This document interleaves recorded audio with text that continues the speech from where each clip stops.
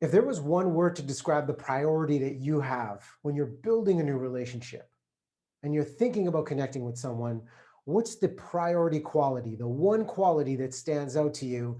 And I invite you to share that quality right now in the chat to the panelists and attendees drop-down menu. One word that you look for when you're building a new relationship, what would that be? Bonnie says trust. Carol says trust. Nancy says trust.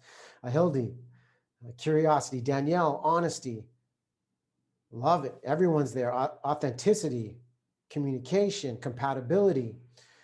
So many key words, and thank you for the initial input that we're all thinking about right now in this new choreography of connection with virtual communication. And as Martin outlined, in the past 2 decades, after thousands and thousands of interviews, I can tell you the 3 most important questions we all ask ourselves the first time we're meeting someone are, do you care about me? Are you listening to me? And can I trust you?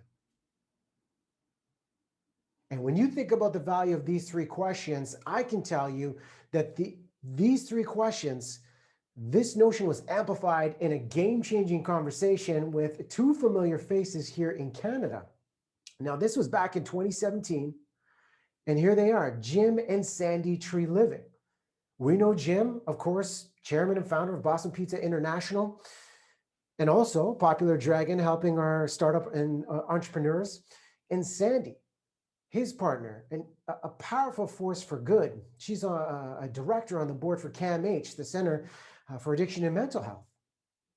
The opportunity that I had with these 2 was during their campaign where they were co-chairs of a campaign celebrating 150 mental health champions in 2017, which was Canada 150. We were going to do a live interview for Breakfast Television Vancouver, and I remember I walked into the green room to meet these 2 for the first time. We exchanged pleasantries. Sandy paused, and she said, "Hey, Riaz, what are you going to ask me out there? Because, look, I'm kind of nervous." And that kind of caught me off guard, because looking at her, she looked cool, calm, and collected. But then I recognized she needed a safe space to share her message. And I leaned in, recognized that, and I said, look, we're here to amplify this important notion of mental health champions. And let's be real. If I screw this up, Jim over here is going to kick my butt. So either way, I think you're covered. We had a bit of a laugh.